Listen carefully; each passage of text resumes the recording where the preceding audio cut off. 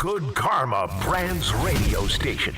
Michael K. is on the radio today, and he ain't afraid to say what he's thinking. It's the Michael K. Show on 880 ESPN Radio. Good afternoon, everybody. This is indeed the Michael K. Show. We thank you for joining us on this September 18th, 2025. It's a Thursday, and I am coming to you live from Baltimore, where the Yankees will start a 4-game series against the Orioles tonight at Camden Yards. And back in New York City, where most of us are listening right now, or most of you are listening, the Mets will have the rubber game of their 3-game set against the San Diego Padres, and that will start momentarily at Citi Field.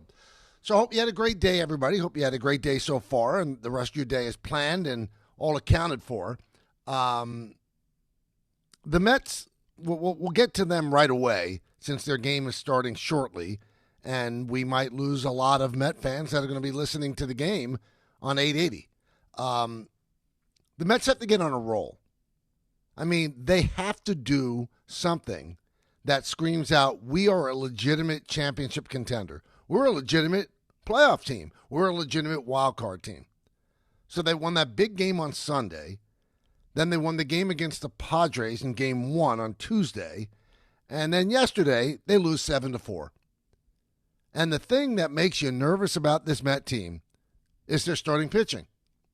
David Peterson gives up a 5th-inning grand slam to Manny Machado. Get this, since August 6th, so it's over a month now, 8 starts for Peterson. This is an all-star, by the way. He's an all-star. Since August 6th, in 8 starts, he has a 7.58 ERA.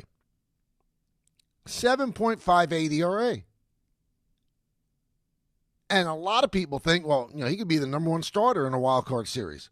Tell me, it's got to be the kid, Nolan McLean. It has to be.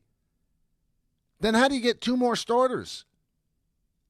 So today, Jonah Tong, coming off a terrible start where he was visibly upset, 8 innings after he got taken out of the game, he's going to pitch the rubber game against former Yankee Randy Vasquez, who came over to the Padres in the Juan Soto deal. Everything the Mets want to do, everything that they want to do, rest on the shoulders of youth. McLean, Sproat, and Tong. Who else is stepping up for the Mets? The combination of Holmes and Minaya? It worked in the game against the Padres. It's going to work all the time. Peterson is pitching himself out of important starts.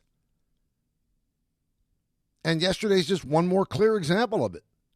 The Mets have 10 more games. And I believe that the schedule is probably the most favorable thing going for the Mets. And not that they're going to beat anybody. Not that the schedule is particularly easy. But every day, another game you exit off the schedule. So as we start play today, the Cubs are firmly in charge of the first wild card at 88-64. San Diego second, 83-69. The Mets third at 78-74. The Diamondbacks missed an opportunity yesterday. They lost in 11 innings to the Giants, 5-1. If they had been able to win that game, they'd be one back in the loss column, but they're not. So the 3 teams that are chasing the Mets all have 76 losses. So they're 2 games in back of the Mets in the loss column. And I tell you that because with 10 games remaining, the schedule is the Mets' friend. That's the bottom line. The schedule is the Mets' friend. Because the fewer games there are, the harder it is to make up those 2 games in the loss column. And I've been saying this over and over and over again. The Mets are going to make the playoffs not because they're better than anybody, but they're better than the teams chasing them. This is not what was planned. They're better than the Diamondbacks. If the Diamondbacks catch them, oh my goodness, I don't even know what to tell you. They're better than the Reds, and the Reds actually won a game yesterday. They beat St. Louis, and then San Francisco beat Arizona, as I mentioned, in 11 innings, 5-1. They keep knocking each other off, and the Mets, all they do is tread water. You'd say, well, if the Mets go 5-5, and that's asking a lot the way the Mets play. That should be good enough, right? Yeah, it should be good enough. But we'll see. I still don't worry that the Mets are going to blow this. I don't.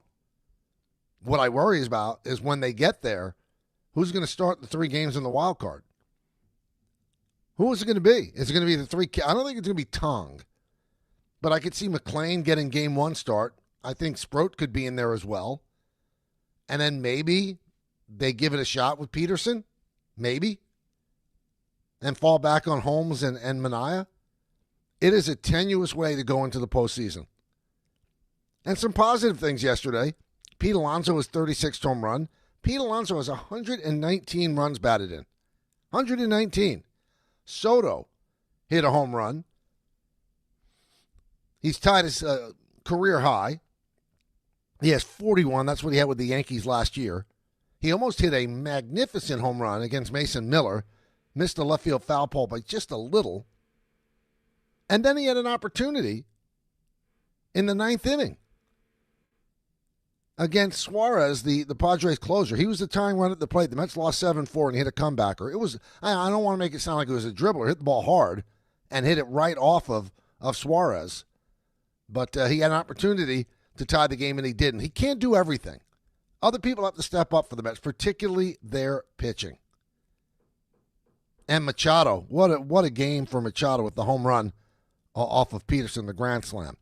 So that's where we are with the Mets. And again, they're about to start their game at Citi Field momentarily. If you want to hear that, well, 880 ESPN is the place to go. Now, if you're listening to us on the app, we thank you for that. And starting yesterday, there's another way to consume us, and that's on the YouTube channel, ESPN New York YouTube channel. It's been a rousing success. People are talking about it all around the country right now. And I think that it would behoove you to get and subscribe to the YouTube channel that we have, because you got to see the pullover I'm wearing today. I'm not even going to describe it for the radio audience or the app audience, but you got to tune in. It's a delight. It really is. It really is. And when you're going to want to take a look at what somebody looks like when they got into bed at 4 o'clock in the morning. And that's what the Yankees are dealing with again. I mean, this has become a very tired story. It really has. And you could see when Boone was talking about it yesterday before the game, you can see he's aggravated as well. But the bottom line is the Yankees are not being done any favors by the travel schedule that they're encountering. And it's been like this for a lot of the year. So they got into Minnesota late after the Sunday night game, and they came out sleepwalking in the first game against Minnesota. They got 2 hits, and they lost. Then they came back the next 2 nights, and they put up double-digit runs, and they won. What's going to happen tonight against the Orioles? The Orioles were in their bed when the Yankees even took off from Minneapolis. And most people thought that it was going to be a situation where the Yankees would get into the hotel about 5:30, 5:45. It actually went a lot faster than people predicted. So I'd say you walked into your hotel room yesterday at 3:30, yesterday or this morning, and I know that I got under the covers. I got under the covers at 4. So it's not awful. They're playing a night game, but these guys are creatures of habit, and obviously rest is an important part of it. I'm intrigued to see how they will do tonight in this game against the Orioles. Let's talk a little bit about yesterday's game. Yankees beat the Twins 10-5. Trent Grisham, I mean, he's having a year that absolutely nobody could have predicted. There's no way that you predict. He couldn't have predicted it. The most cocky, confident player of all time wouldn't have said, I'm going to hit 33 home runs. It's unbelievable. This is not what they planned. And Joe Girardi said something on the broadcast last night on Prime. He said, anytime you win a championship, you need somebody to have a season that you don't expect. And I think that season is being had by Trent Grisham. That's the reason Jason Dominguez doesn't play that much anymore. You're going to sit down Grisham? You're going to sit down Bellinger? Bellinger had a home run yesterday, too. So he has 29 home runs. He has 99 runs batted in. Grisham with 33 home runs. But it wasn't all rosy for the Yankees in the 2 wins that they just had. It wasn't at all. 2 straight days. Cam Schlittler in Game 2 and Luis Gil yesterday were not good. I mean, Luis Gil pitched a no-hitter over 6 innings when he faced the Red Sox his last time out. And yesterday he was dreadful. He went 4 2/3 innings. 4 2/3 innings. And did not pitch well. Got knocked out of the game. So, who's going to be the third Yankee starter in that wild card series? Who? I don't know. I couldn't tell you. They got to make it. It's not going to be Will Warren. So it's going to be Max Fried, who's starting tonight. Carlos Rodon. And then who? Who's the pitcher that's going to pitch Game 3 that either sends you home or sends you to the American League Division Series? Who's that pitcher? Is it Schlittler? Is it Gil? And we all like Luis Gil because his stuff, the eye test tells you his stuff is good. He's not throwing enough strikes. And if you all want to be brutally honest, he won the Rookie of the Year last year, but he won the Rookie of the Year because of the first half of the season. He was not the same pitcher in the second half of the season. First half of the season, he was a Cy Young Award type pitcher. Second half, he was pedestrian. Now, the first 4 months of this season, he had the lat injury, so he didn't pitch. So it's a work in progress, but progress toward what? Is it progress toward the first half of last season? Or is it progress toward the second half, which wasn't that great? So when you sit back and you're trying to do the math, everybody, what are you feeling? Who's starting Game 3 to save your season? A neophyte like Cam Schlittler? Luis Gil, who hasn't pitched great since the All-Star break last year? Who is it? And again, it's not Will Warren. I think he's out of the equation. And once you get past that third game in the wild card, if you do win it, then that fourth starter becomes involved in the best of 5 in the ALDS. Well, the Yankees should have such worries, I'll tell you that. Now, one quick thing, and then we want to get you on the phone quickly because we have some guests today. At 1:30, you have Dan Orlovsky, his weekly spot. And at 2 p.m., we have Chris Simms of NBC, who has agreed to do a weekly spot with us on Thursdays every week during the football season. So we're thrilled about that.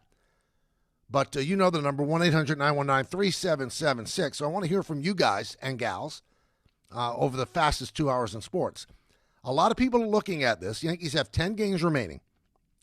They have 4 games against the Orioles. They have 3 games against the White Sox at home starting on Tuesday. And then they finish the season with 3 games against the Orioles at Yankee Stadium. Well, that's an easy schedule. Well, not so fast, my friend. The Orioles are not the pushover that you think they are. Now, they're in last place for one reason. Because of the start they got off to. They were 16-34. And that cost Brandon Hyde his job. But you know that the Orioles, over the next 102 games, are 10 games over 500.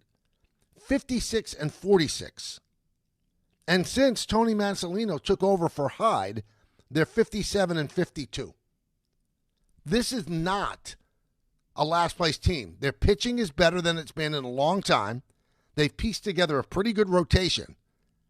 So don't be sitting home saying, well, the Yankees are going to, they're just going to tattoo this team and they'll sweep. No. These 7 games are going to be really tough. And the only reason I'm bringing this up, Yankees have not clinched anything. Their magic number 7. Now they're getting into the postseason. I don't doubt that. But they haven't clinched the number 1 seed in the wild card by any stretch of the imagination. Red Sox won yesterday. They came back to win. That was a big win for them. So they're within striking distance of the Yankees. So when people look and they go, well, the Yankees have the easiest schedule, winning percentage-wise, what I would tell them is the Orioles don't have a good record because of the awful start they got into. I mean, they were 18 games under 500, 40-some-odd games into the season. So they've been trying to pull themselves out of that, but the team that you're facing 7 of the next 10 days is not a pushover by any stretch of the imagination. Not a pushover. So just keep that in mind as you're watching. Now, Cade Povich pitching for them tonight. Remember, Aaron Judge loves to hit at Camden Yards. Max Fried's going for the Yankees. He's been one of the best pitchers in baseball over the last month. 17-5, 3.03. So the Yankees have the pitcher they wanted. They sent Max Fried ahead, so he didn't get into the hotel at 3:34 in the morning. He's been here. He's been resting and obviously watched last night's game on TV. I'm very, very curious to see how the Yankees play against this Oriole team.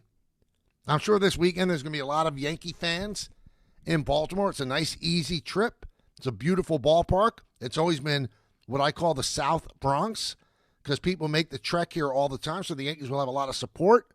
But how will they do against a team that people look at as not good that happens to be good?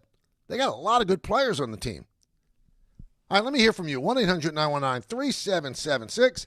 And we started off with our good friend in Connecticut. What's up, Griffin? Hey, Michael. I have a question about the Yankees, but also the Mets. You say that they're going to make the postseason, and let's say they do make it. But the problem is the way they're playing right now, they could end up putting those 3 games in Miami very crucial, and that could hurt their starting pitching in the wild card round if they don't get their act together. Those 3 games in Miami might mean something. That's a great point. It really is a great point. I asked Aaron Boone about that, Griffin.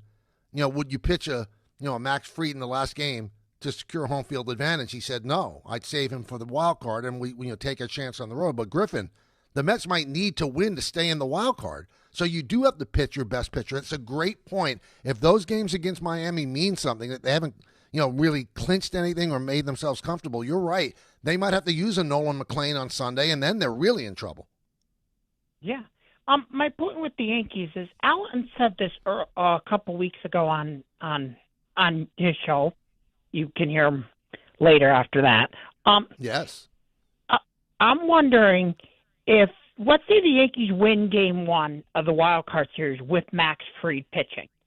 Do they end up starting maybe a Cam Schlittler or Luis Heel in a Game 2 and then have Rodon in Game 3 just in case if they go to winner-take-all game in Game 3 that you have Rodon where you feel a little safe? That I'm not sure of. And again, Griffin, you're on today. You have 2 great points you made. I look at it this way. I think you got to win that series and then you worry about the pitching in the next series. So I think that they would go Fried and Rodon. I think they'd go Fried and Rodon and then take their chance at either Schlittler or Heel. That's why I kept saying it over and over, make it a point to try to catch the Blue Jays. I don't think they will catch the Blue Jays. Blue Jays lost yesterday 2-1 to the Rays. The Yankees won, so they picked up a game. But getting that bye is so big. Your whole season is resting on a 3-game best-of-3 wildcard series. And you're right. The Yankees' first 2 starters could match up with anybody. And then Game 3, it's either a kid or a guy who struggled for your season. Now, it's going to be all hands on deck, obviously, where, you go to the bullpen right away. But is that the way you want to draw it up? No, that's not the way you want to draw it up. Let's go to Moose in Jamaica. Moose. What's going on, Michael? My apologies for falling asleep last week. I college studying. I took a nap from the class before doing the homework. How are you? I'm great. How you doing? Can't complain. All is well. So, I'd like to quickly talk about the Yankees, how basically the AL is shaping up to a point where, yes, it would be nice if the Yankees were to clinch division in home field, but it doesn't necessarily matter because they've taken 2 out of 3 from the Astros, so they've proven they can beat a postseason contender on the road. And I guess they're hitting travels, and if they get the pitching with their 2 starters, it will as well. And quickly on the Jets and the Giants, the Jets have a real chance, but they kind of need to – they're saying that the Tampa Bay's offensive line is struggling, so the Jets' defensive line should wreak havoc. And the Giants, like, if they can get stops, man, we can – and I was thinking, of all the 6 games – of the tough schedule to start out, I thought that this was going to be the one game we lose. And it's turning out that the Chiefs, like Don says, can be had. And this is their year they go down. I don't know what it is. Thanks for taking my call, Michael. You, when you looked at the schedule, you thought that the first game they'd lose was against Kansas City. You thought they were going to win the first 2 against the Commanders? The one they would certainly lose, because obviously a team that was in the Super Bowl would be the one that had no chance of winning. But, you know, right. The other ones, that's what it is, but not the first one. Well, I'll tell you this, Moose. Kind of a discombobulated phone call. I don't understand the sleeping part of it. He slept. I don't get it, but thank you for that information. It's hard to pick either of these teams. You know, the Giants play on Sunday night against the Chiefs. The Chiefs are desperate. Team that went to the Super Bowl doesn't want to start off 0-3. Giants had a chance to win against the Cowboys. Their defense did nothing. Victimized by, Bart used his nickname, Legatron, and they ended up losing to the Cowboys in overtime. The Jets, I think they got a chance against Tampa Bay. A chance, but who are you betting on? Tyrod Taylor or Baker Mayfield? Lou in Washington Heights. Lou. Hey, Michael, long-time listener. Quick question for you. Right now, Caballero is obviously the better option than Volpe on the lineup going down the stretch. That being the case, and Dominguez being a much better pinch runner than Volpe, is there a chance Volpe does not make the playoff roster? And if that's the case, why play Volpe down the stretch here? Well, first of all, Lou, it is Volpe, but I think he's going to make the roster, and I think you play him down the stretch because there's a chance that he could still win the job. I was surprised yesterday when they put Caballero at shortstop after Volpe had a really, really good game the night before, which would lead you to believe that Caballero is probably slightly in the lead. You know, I've talked to some people. I said, you know, Volpe off the bench is not a great option because you're not going to use him as a pinch hitter. He's not an automatic stolen base the way Caballero is. He's been caught a lot. And I guess that if you pinch hit for Caballero, well, then Volpe becomes the shortstop in the 8th or the 9th inning. But I think that there's no way that they would leave Volpe off the roster. And it's not Volpe or Dominguez. They've both been on the team all year. So I believe that they both make the team. Dominguez is really good at stealing bases. He's got 23 stolen bases on the year. He has not even played that much over the last month and a half. I think they'll both make the roster. I think they will both make the roster. 1-800-919-3776. That's the number. Let me tell you about Tullamore Dew. Game Time brought to you by Tullamore Dew Irish Whiskey, because when it's game time, it's Tully time. Now, the Mets are playing the Padres at Citi Field over on 880 ESPN right now. That's going on right now. And at 7:15, the Yankees are in Baltimore to play the Orioles. Now, I'm going to tell you, no yes today. It's a Fox broadcast. I don't know why Fox decided to grab this game as one of its exclusives, but they did.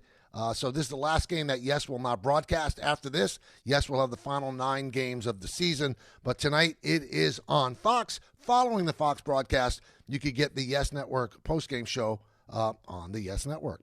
Tullamore Dew, the original triple distilled, triple blended, and triple cask matured Irish whiskey. Be sure to grab a Tullamore Dew. Try the new Tullamore Dew Honey during today's action. Glasses up to enjoying Tullamore Dew responsibly.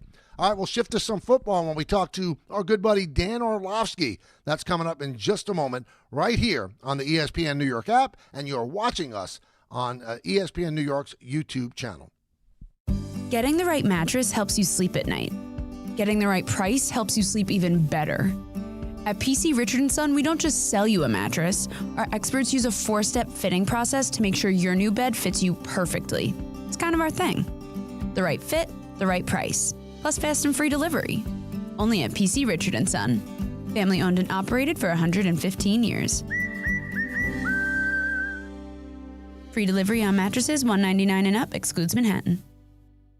Schweppes, the iconic ginger ale of New York, is proud to sponsor the PGA of America. Schweppes has a deep lineup of ginger flavors, including raspberry, white peach, dry grape, and also available in zero sugar. With every sip of Schweppes, the dedication to quality, excellence, and the art of tastefulness will leave you feeling simply refreshed.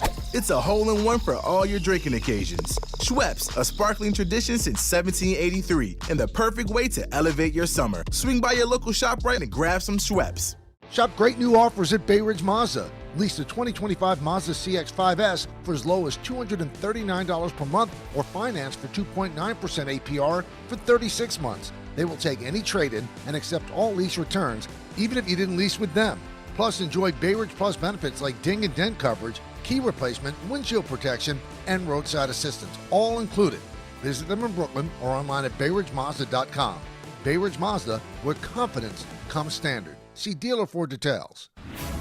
Every NFL Thursday is your chance to hit the jackpot on FanDuel. Because with FanDuel's Thursday Touchdown Jackpot, you can win a share of $2 million in bonus bets each week. To get in on this Thursday's action, all you got to do is place an anytime touchdown scorer bet before the game kicks off. And if your player scores the first or last TD of the game, you'll win your bet plus a share of bonus bets. Just visit FanDuel.com/Peter to take a shot at the jackpot. That's FanDuel.com/Peter for your chance to win a share of $2 million in bonus bets. Play your game with FanDuel, an official sports betting partner of the NFL. 21 and over in physically present New York, opt-in required. Must apply profit boost token on select market. Prize pool to be split equally among all eligible participants who made the correct first or last TD pick. Bonus issued is non-withdrawable bonus bets which expire 21 days after receipt. Restrictions apply. See terms at sportsbook.fanduel.com. For all with a gambling problem, call 877-HOPE-NY or text HOPE-NY 467-369.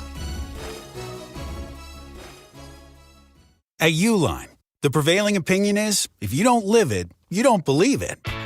The people at Uline believe in hard work, and they live it by being there 24/7 to answer your call, having 41,000 items in stock, and offering same-day shipping from 12 locations across North America. Business owners, sellers, buyers, shippers, and packers believe it. Uline is the hard-working, dependable source for your shipping and industrial supplies. Visit uline.com. At City Harvest, we believe no New Yorker has to go hungry.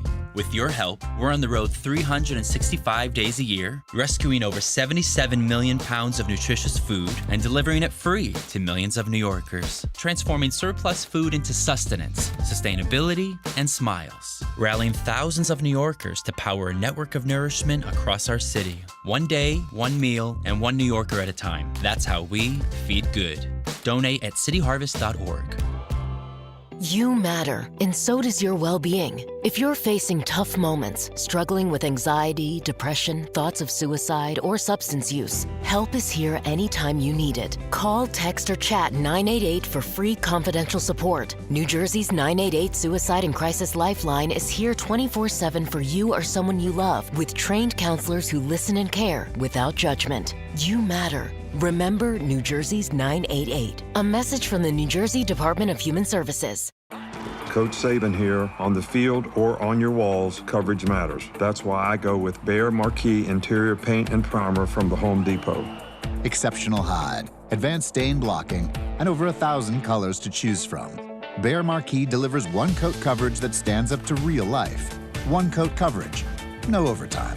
Behr Marquee, only at the Home Depot. How doers get more done. Valid only when tinted to colors from the Behr Marquee Interior One-Coat Hide Collection. This college football moment is brought to you by ServPro.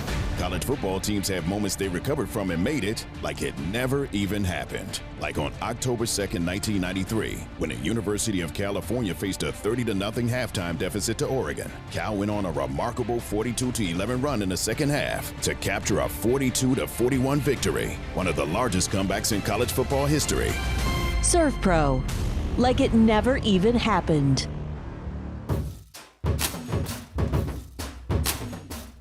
Welcome back to the Michael K. Show. Mets jump out to a 1-0 lead on a Pete Alonso home run. What a season this guy's having. His 37th home run, his 120th run batted in, and they didn't sign him until just before spring training. Can you imagine if they had not signed him? So it is 1-0 Mets early in the rubber game of the 3-game set. Well, every Thursday at this time, we get a chance to talk to our good friend Dan Orlovsky, and he joins us now. Dan, how you doing? I'm doing fantastic, bud. How are you doing? I'm doing okay. One quick thing.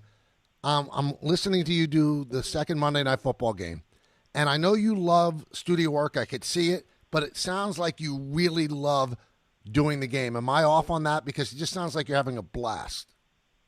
Oh, well, thank you for saying that. No, I mean, games are awesome. I love games because obviously it's very similar to being a player. You do all this type of preparation and you get prepared and study and all that. The game happens and you're just reacting to the game. And I love talking about football and the beauty of football and getting people to understand how cool it is in some capacity ways or how cool this play was. And so I love talking about it. I love studio stuff as well. So, but yeah, games are special, man. So that's truly, as I've settled in, long-term goal for me is, get to one of those top games. I think it'll happen. You're really good at it, but you don't need me to tell you. Thank you. So during the Monday night games, it became a big story again. Brady's in the coach's box with the headphones on, obviously the lead analyst for Fox. And at first, I got annoyed with it, but I said on yesterday's show, if Fox doesn't care, if the NFL doesn't care, if the coaches that he talks to during the week for the Sunday game doesn't care, they don't care, why should I care? Do you think it's that big of a deal? No, I don't. I really only think it impacts his ability to do his job at Fox. Right. But I would say this, obviously I'm fortunate enough to be in those meetings and have those meetings. They're all about relationships. If you're really cool with the coach and or the players, you can get them to give you some stuff that more often than not you can use on TV. And all of them are going to, I don't care how close you are, say, hey, this don't say anything about this on TV. So I've had those experiences where a coach has said something about a player or a situation, what might be going on, and they're like, hey, this isn't for TV, but just so you guys know, this is something or this is happening. And so you're not really getting anything of, Chip Kelly telling us, hey, the Broncos are really on bad on this on defense, and this is what we're going to do. You're not really getting a ton of that. And so he might not get as much information-wise that could help him paint the picture of in-game broadcasting that he wants to do, but I don't really think it's that sincere of an issue.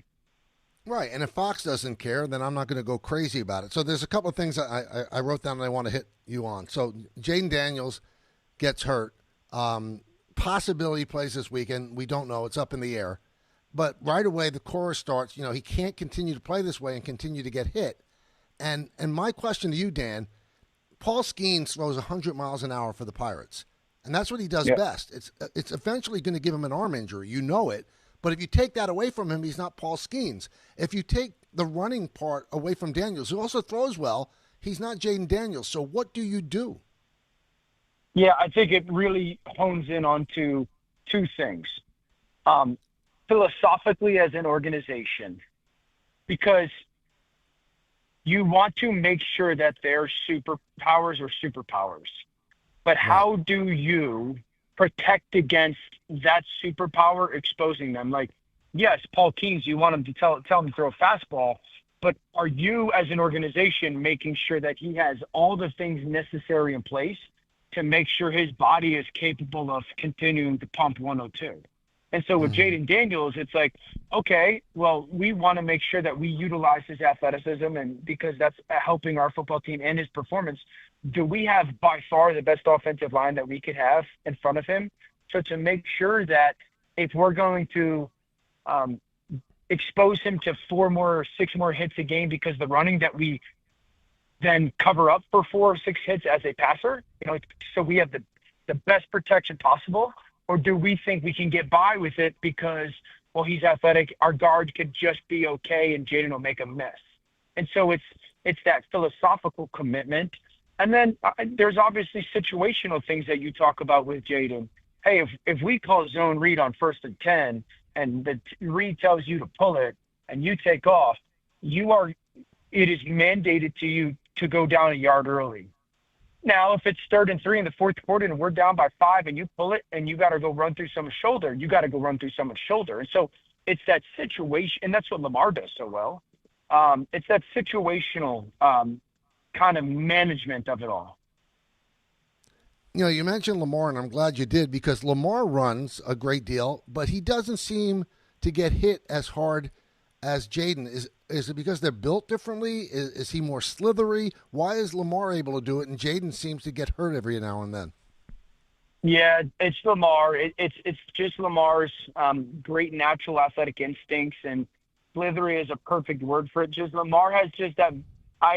Everything is slow for him, and so he sees and or feels tacklers fractions of a second before, and so he's able to drop the shoulder down or slide underneath or roll over or just avoid that contact. And so that's, really the thing that has separated him. And that's when everyone says, like, Lamar can do it, well, it's Lamar. Like, he's one of one. So just because Lamar has done it and avoided injury doesn't mean that everybody who runs at that position is going to copy that. Talking with Dan Orlovsky here on the Michael K. Show. Let's talk J.J. McCarthy. He's out this week. He's played 8 quarters of NFL football. 7 of them have been horrific. One's been unbelievable. What is he, Dan? What is J.J. McCarthy? Yeah, he's very much so an incredibly talented young man that really needs reps of learning the speed of the NFL game. It was very apparent that he was unaccustomed to how fast everything in the NFL moves. Because I would tell you this, just so for everyone can understand it, the Vikings offensive line ranks like top 10 as far as like pass blocking, okay? But then JJ ranks like bottom 5 as far as pressure rate.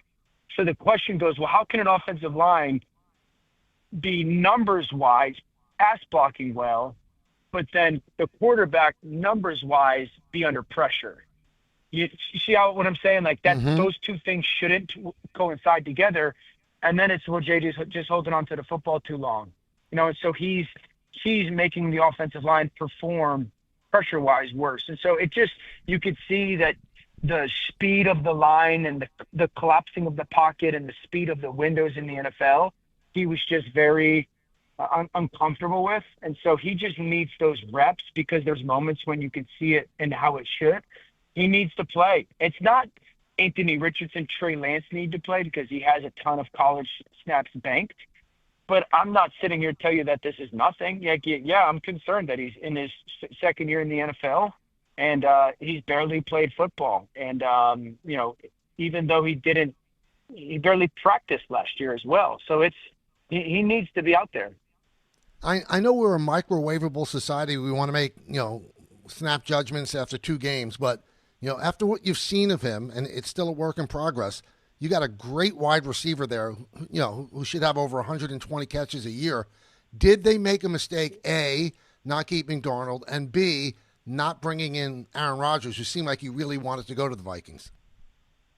I don't believe so, no. Like, I know people in that building who rave about McCarthy, and they're like, there's just so much there for them to work with. And so I just... it's his first time playing, and it was a lot for him. And also, it looks like Atlanta's defense is going to be a pretty good unit. And so, no, I mean, I was in the camp of you got to talk with Sam Darnold and have a conversation with him to see, if you can get him underneath a certain number. Once that became a no, bringing in Aaron just wasn't going to be the answer, because Aaron's going to be fine, but you're not going. I don't think you're going to get a performance by Aaron Rodgers that is going to be starkly above the performance you'll get from J.J. McCarthy this year, if he gets healthy and whatnot and gets his reps. So I still believe that going with McCarthy was the right choice. Is it unfair, Dan, to say that Joe Burrow is this generation's Andrew Luck?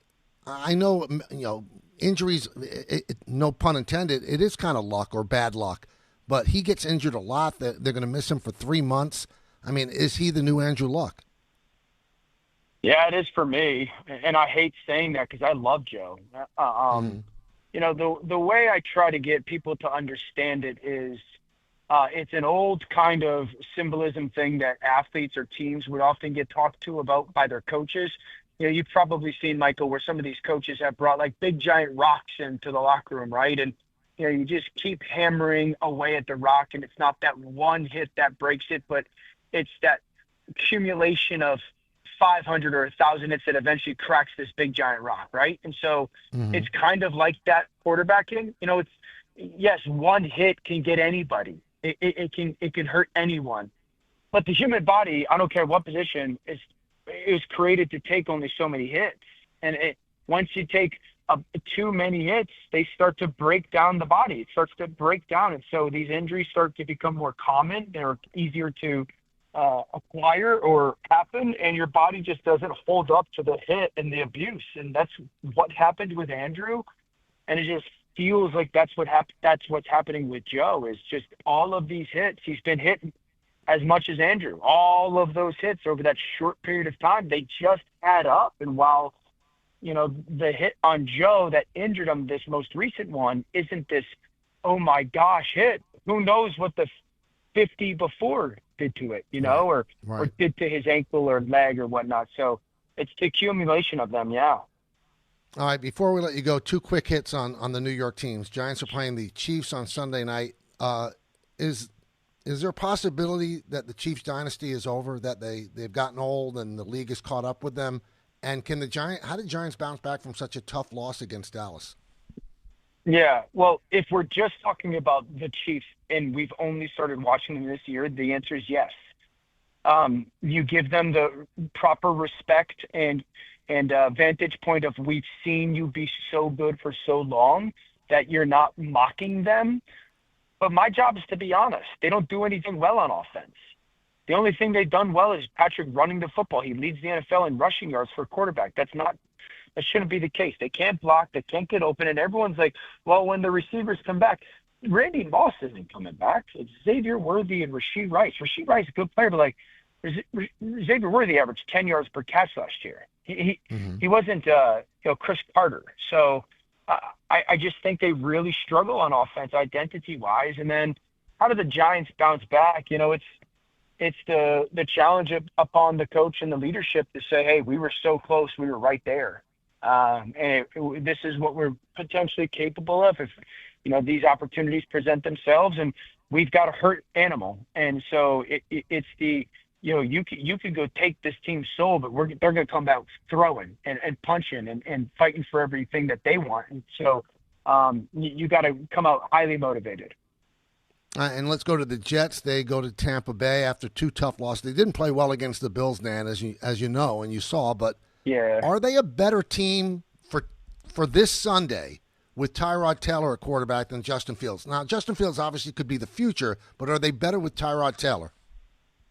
I don't think so, no. Justin, obviously week 1 was great, struggled early on in that first quarter last week. It just sailed some throws. It just seemed like an overextension with his front foot and missed some throws that were uncharacteristic of at least what we saw week 1, but still too talented, still too big playmaking ability centric. And so, with where Tyrod is, Justin just brings so much more to the table. Well, love talking to you every Thursday. I really do, and I appreciate you giving us time. I know you're super, super busy, so thank you so much, Dan. My honor, boss. I'll talk to you soon. All right, that's Dan Orlovsky. Does great work all over the ESPN platforms. All right, we'll come back. We'll take more phone calls, update you on what is going on around Major League Baseball that will impact both the Mets and the Yankees. Let's see. I do have something to tell you. Oh, yeah. Yeah, this is important. ESPN New York is now live like never before, streaming on YouTube. Your favorite shows, DiPietro and Rothenberg, Bart and Carlin, The Michael K. Show, and Don, Hahn, and Rosenberg, now with live video. Live. You're watching me right now. You could be watching me right now. Interact, react, and be part of the conversation live on YouTube. Subscribe now at ESPN New York on YouTube and never miss a moment. Here's what you do. You go to the ESPN New York app, right? There's a tile. I did it yesterday myself. There's a tile. You click on it and you subscribe to the YouTube channel. And then it's so easy. You could be in the car. You could be in front of your computer. You click on the ESPN New York app and then click on the YouTube tile and there I am right in front of you. Imagine the opportunity for 2 hours to just look at my abject ugliness as I spew all of these opinions and take phone calls from my co-hosts and have great guests. That's what's available to you if you just subscribe to the ESPN YouTube channel. It is the future, but here's the beautiful part. The future is now. You're listening to the show on the ESPN New York app, and you're watching on the ESPN New York YouTube channel. 1-877 Cards for Kids. KARS Cards for Kids. 1-877 Cards for Kids. Donate your card today. 1-877 Cars for Kids. KARS Cars for Kids. 1-877 Cars for Kids. Donate your car today. Ready to get rid of that old car? Donate it to Cars for Kids. Call 1-877-CARS-FOR-KIDS to reach a friendly live agent. Donation's super easy, and your car can be picked up as soon as tomorrow. Call us now, 1-877-CARS-FOR-KIDS. That's Cars with a K to donate your car today. 1-877 Cars for Kids. Donate your car today. Did you know you can donate real estate too? Go to carsforkids.org. That's carsforkids.org. Things today can seem kind of unpredictable. Who knows what's around the corner, right? Well, at Total Wireless, we want to give you something to be sure about. With us, you save 50% off Metro and Cricket when you switch with one line. Guaranteed. And you get to keep the phone and number you love. Visit our Total Wireless store today. 50% savings for unlimited plans versus comparable Total Wireless unlimited phone plans based on standard plan rates. Some customers may only receive the guaranteed savings after contacting us and validating the current plan rate. Excludes promotional, discounted, and bring your phone rates. For total 5G unlimited plan or higher, auto pay required. Applied on next renewal date. Additional terms apply.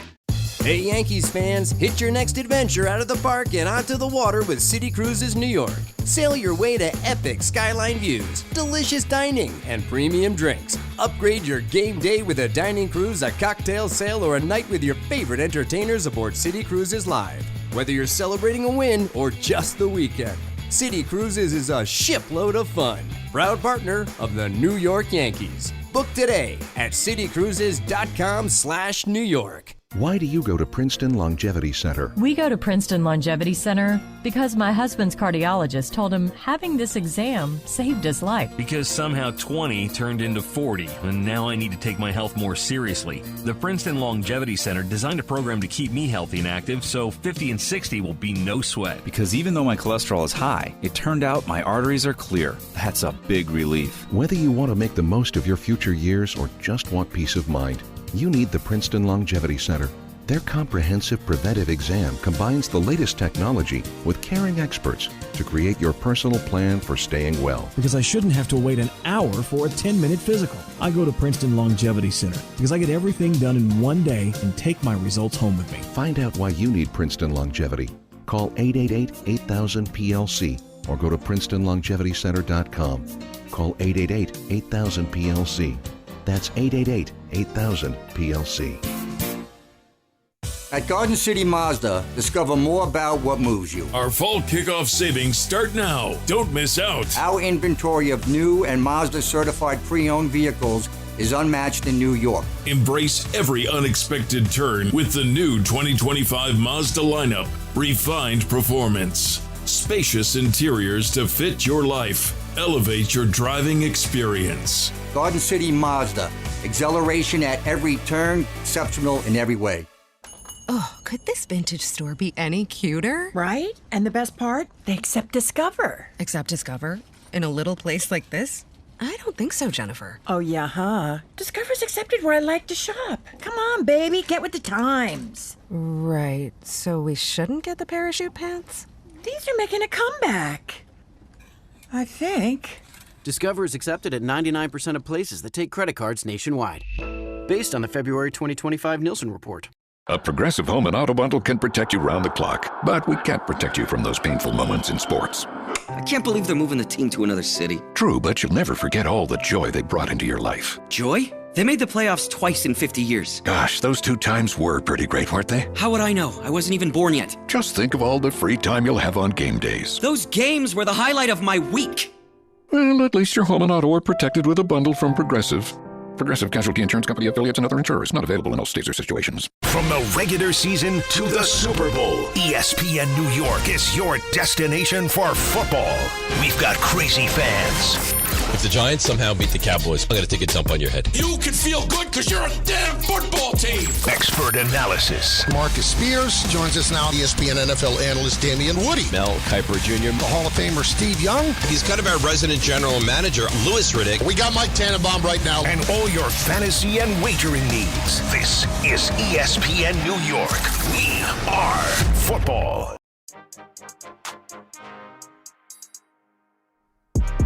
Welcome back to the show. We've got games that are big, have implications in the playoffs. The Athletics scored 3 runs in the top of the first inning. They lead the Red Sox 3-0. Red Sox batting at Fenway Park. The Rays, bottom of the second inning, they've scored 2. They have 2 runners on. They're up 2-0 over the Blue Jays. The Tigers lead 1-0 over the Guardians, top of the third inning in Detroit. And I'll tell you what, the Guardians just will not go away. They are breathing down the neck of the Tigers. They're 4.5 games out entering today, and Skubal's on the mound for the Tigers. So 1-0 Tigers over the Guardians. They go to the third inning at Citi Field, and the Mets are leading the Padres by a 1-0 score. Mariners and the Royals about to start.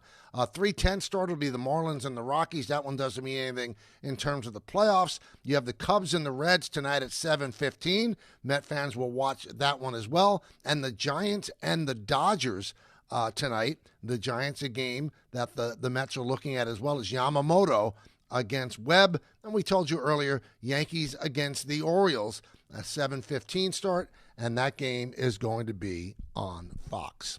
1-800-919-3776. We'll keep a close eye on everything going on. We have NBC's Chris Simms. He is joining us at 2 o'clock. We'll talk more football with him. And right now we will go back to the calls, and we'll start with Tito in Cortland. Tito. Michael K., how you doing? I'm good. How are you, Tito? I'm doing great. I appreciate your time. I just wanted to voice my opinion on pitching throughout baseball. I think that if Major League Baseball gave every team 2 additional pitchers, they could spread the workload out a little bit and guys won't get hurt as often. What are your thoughts on that? You know what? They wanted to cut it back because managers, they get addicted to going to the bullpen. So I don't know if that would do it. I don't think pitchers are being overused, Tito. I think the injuries come because they're chasing velocity. They all throw hard. The arm cannot support that consistently. Everyone is going to get hurt. I mean, it's just a rare outlier that escapes injury. The rare outlier. So I don't know if more pitchers will do it. I think that'll work against them. They're trying to speed up games. And, what do more pitchers mean when, you have to face 3 batters every day anyway? Yeah, they're trying to go away from that. If anything, they might cut down pitchers in the bullpen because they want to force managers to keep the starters in longer. So I don't think that that is the situation there. Let's go to Raul in Harrisburg. Raul. Mike, how you doing again? How you doing, man? Good. Good, very good. In the truck. Nice. Yeah, Mike, I got to, before I get to my question, I don't know if it was me. Yesterday, it seemed like the Twins were not the Twins. What do you think about that? It seems like they kept coming back like a good team, even though they're awful. Well, I think that they're young guys that are trying to win jobs for next year. Everything is open for them right now. So, I mean, that's a testament to Rocco Baldelli that he has them playing hard. I mean, if young guys don't play hard, they shouldn't even be in the big leagues anyway. And I mentioned that on the air yesterday. They do come back. They battle back. So I give them credit. They're not a good team, but at least they try. Let's go to Jason in Port Washington. Jason. Hey, Mike. How you doing? Good. How are you? First time, long time. I've been sick for a while. You get me through some really tough days. So I'm sorry you're going through that, but thank you.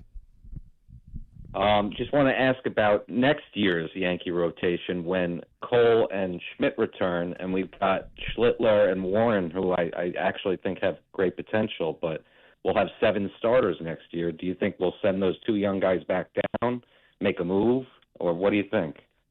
Well, the Yankees do have an abundance of pitching, especially coming up in the minors as well. Some pretty impressive arms, But I wouldn't worry about it at this point because I don't think that Cole's coming back until sometime in June.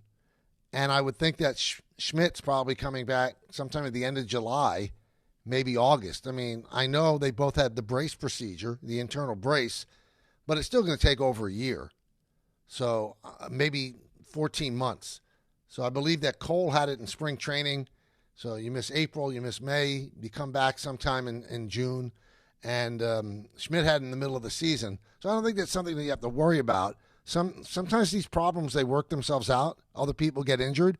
But I would tell you that the starting rotation, at some point, the Yankees dream about having Cole, Fried, Rodon, and then they fill out the rest. You've got Warren now. You've got Schlittler. These are viable options. You've got Heel. And I think that the Yankees, there's a lot of free agents on their team again. They're going to have to fill some holes, and that they could use some of this young pitching to get some of the things that they need. But I don't think you're going to see Garrett and Clark returning at the beginning of the year. I think it's more toward the middle of the year. Let's go to Fran in Massapequa. Fran. Mike, how you doing, pal? Good. How are you? Good. Long time no talk. You going to the Ryder Cup? I am going to do the show next Thursday from the Ryder Cup in Manhattan. I'm not going to be out at Bethpage. All right, because me and my buddy do the parking, and I just was going to offer you, anything you need. You know what I'm saying? That's We're nice. right Thank you. Thank you. We got a nice spot, Mike. Yeah, we're going to be doing it big time this year. Cool. We're having a big barbecue. We park about 40 cars. My buddy Scotty lives right there, and it's we've done all the big events, that they have, and this is going to be big. I mean, it's a great 5-6 days. It floods the neighborhood, and it's just a wonderful, wonderful thing. And if you needed parking, you know what I'm saying, I would take care of you. Well, thank you. And even the practice days we do really good, It's just a great week. It's a great week when they're up there at the great Bethpage. Mike, I'm worried about my Mets. I mean, it's up and down. This year, it's the elevator season, up, down, up, down, up, down. I've called you up and I've ripped them to shreds, and I told you I'm not going to root. I've done all of that. You know what I mean? I just want to know. I happen to like the manager. I hear a lot of rumbling through friends and when I'm out and stuff, Met fans saying they don't like the way he handles the pitching staff and this and that. Is there any chance this guy's going to get the axe if they don't make the playoffs? Or the other guy, what's with this 5 innings, take a guy out? I'm sick and tired of it. Don't these guys, Mike, hey, Mike, you're still there, right, Mike? I know I ramble on. Don't these guys make millions and how much does, let's say, how much does Manaea make this year? Manaea makes $25 million, but you know what, Fran? You can't take a salary and say he's got to pitch 7 innings. This is the way these guys are trained. And also, he takes them out after 5 innings because they're awful in the 6th. Holmes can't pitch in the 6th. Manaea can't pitch past 5. That's why they take them out. Now, you ask do I think that Mendoza's going to get fired? I think it would be the height of hypocrisy. The problems with this team belong on David Stern's resume, not on Carlos Mendoza. I mean, they have another injury, by the way. Right before the game, they announced that Reed Garrett's going on the IL with an elbow strain. He's been one of their best relievers, so now the weakest part of the Mets just became a lot weaker. This is on Stearns. This is his staff he put together. I mean, you can't expect somebody to paint a Monet without brushes. Right now, Mendoza's doing it finger painting. I'm not blaming him. And if Stearns blames him, then he's using him as a scapegoat for the mistakes that he made. So I don't think, even if they don't make the playoffs, Mendoza would be fired. Hey, New York soccer fans, get ready for a huge night at Citi Field. That's right. On Wednesday, September 24th, New York City FC hosts Inter Miami. Kickoff is set for 7:30 p.m. For your chance to be there, enter now at ESPNNewYork.com or through the ESPN New York app. Just click the contest tab and submit your entry. Don't miss your shot to catch this marquee matchup in person. Tickets are available now at Ticketmaster.com/NYC. Coming up, Chris Simms of NBC talk more NFL football. That's coming up on right here on the ESPN New York app, and you're watching us on the ESPN New York YouTube channel. The experts at PC Richard & Son use a 4-step mattress fitting process to make sure that your new bed fits you perfectly. PC Richard & Son. It doesn't matter if you're running drills at the park, playing pickup on a Saturday, or sinking the final putt. When you compete with your friends with Michelob Ultra on the line, competition isn't that friendly. The trash talk, next level. And the stakes, oh, those are crystal clear. With only 95 calories and superior smooth taste, it's the ultimate trophy. Superior is worth playing for. Michelob Ultra, superior light beer. Enjoy responsibly. Copyright 2025, Anheuser-Busch Michelob Ultra Light Beer, St. Louis, Missouri. Put it in the box. This is your radio home for New York Mets baseball. 880 ESPN, WHSQ, and WCBS FM HD2, New York. Hi, former New York Giant Leonard Marshall here. Please join me at the Alzheimer's Foundation of America Family Fun Day on September 27th. Bring your family to AFA's Barbara Rabinowitz Education and Resource Center in Amityville for a fun-filled day of intergenerational activities in celebration of Grandparents Appreciation Month. Learn more and register at AFA September 27th Family Fun Day by visiting www.afalongisland.org or calling 631-223-4000. All you gotta do is put up. Eric Church is back and bringing his unforgettable live show to Brooklyn. Eric Church, Free the Machine Tour. With special guest L. King. Barclays Center, Saturday, September 20th. Get tickets now at Ticketmaster.com. His new album, Evangeline vs. the Machine, is out now. One epic night of music that you won't want to miss. Eric Church, Free the Machine Tour. Live at Barclays Center, Saturday, September 20th. Get tickets now. For more, visit ericchurch.com. Produced by Messina Touring Group. There's nothing the voice in our head obsesses over like our health. But with over 100 lab tests and insights, Function can help answer the questions like, why am I so tired all the time? How can I get better sleep? My friend was telling me about magnesium gummies she takes. Know if my heart is work stress affected? It's time to up my cardio. If my mom has something, how would I find out?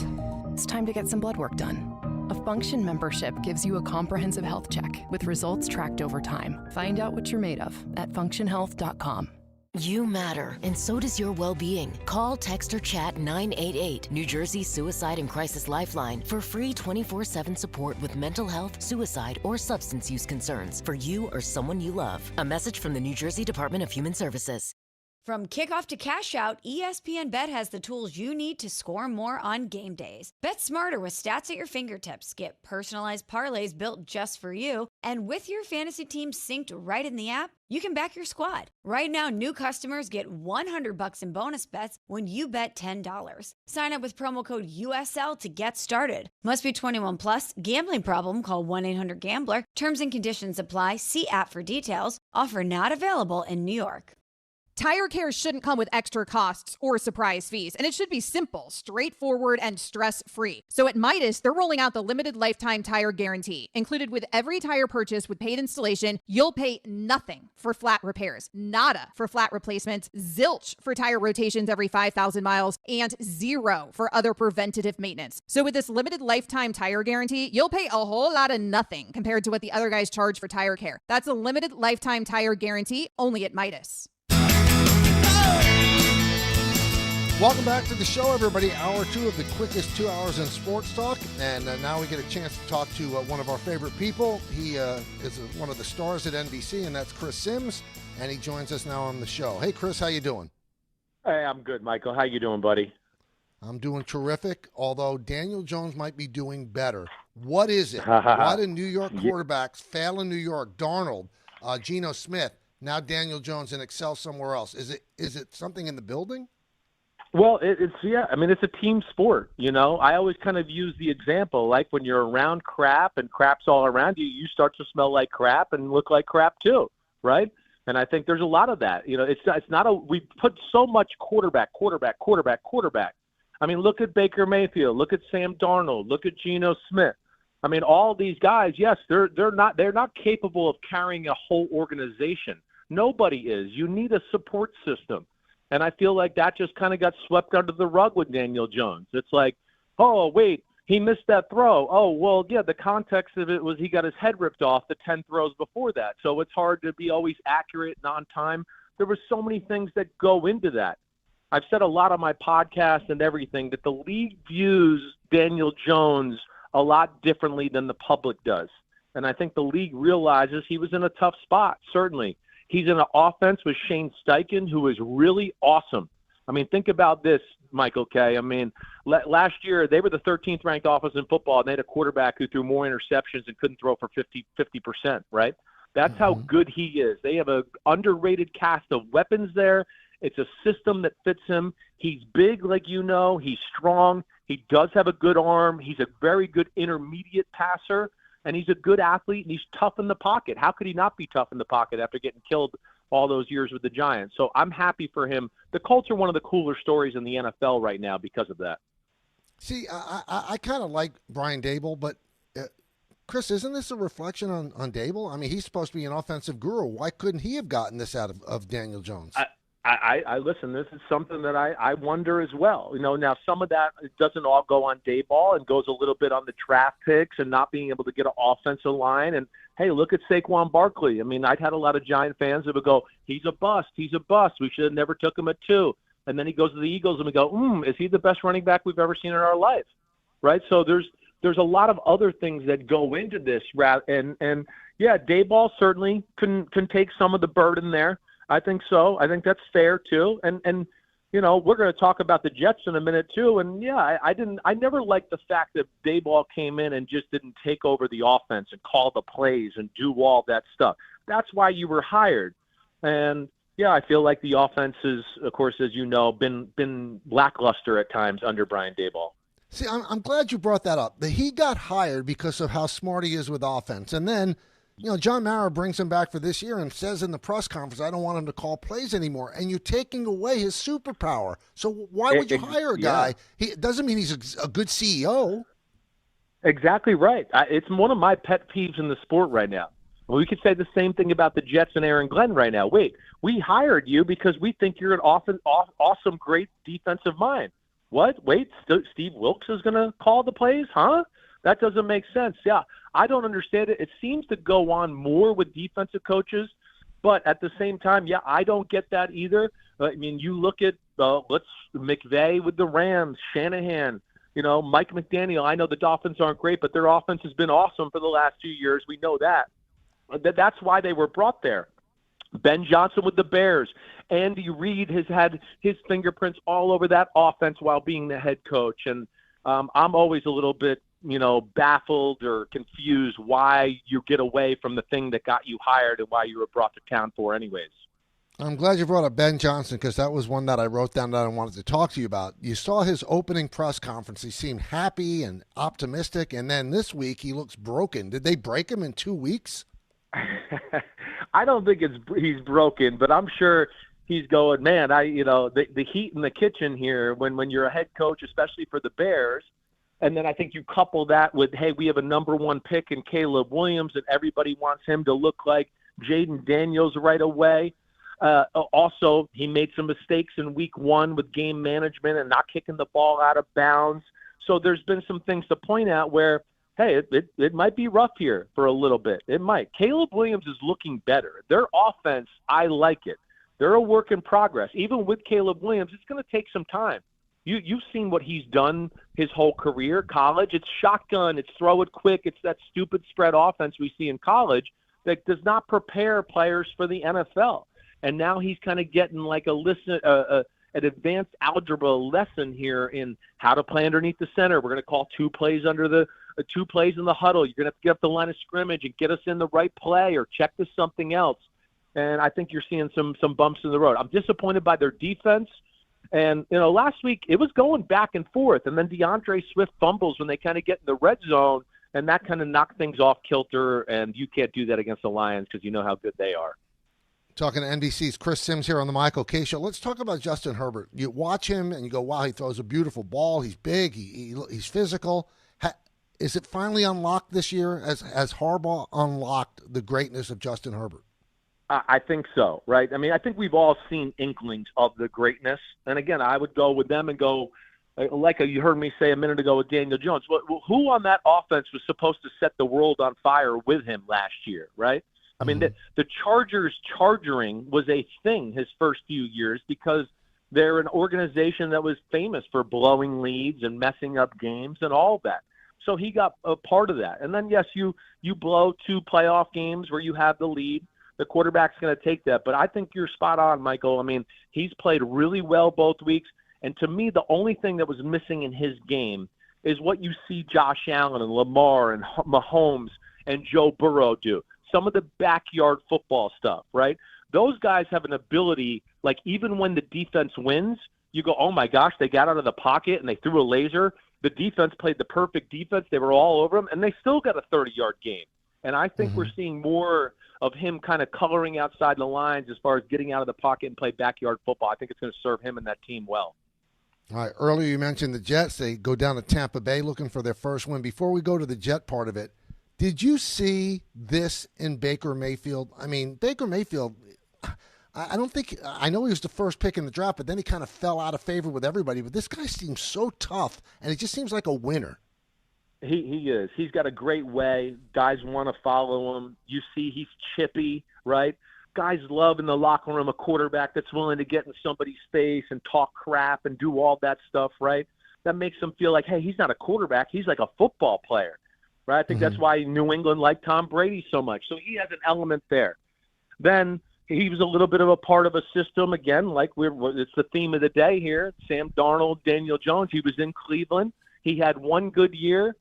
They go to the playoffs. It looks like it's on the up and up. Then he decides to play with a hurt shoulder, right? He tries to be a good, tough team player and play with a hurt shoulder, and they hold that play against him and now go for it with Deshaun Watson. So I think he was in some unfortunate situations. And then he goes to Carolina, and we know they're not very good or weren't good when he was there. Did I think we would have this resurgence? No, I can't sit here and tell you I thought that, but I can promise you I never gave up on Baker Mayfield going, hey, this guy's still got NFL starting caliber talent. His arm is big time. He's awesome in the pocket. And he's a scrapper who's really just clutch as hell at the end of football games like you saw the other night. So it's another one. You know, I always root for the Bucs because they drafted me, and he's playing awesome down there.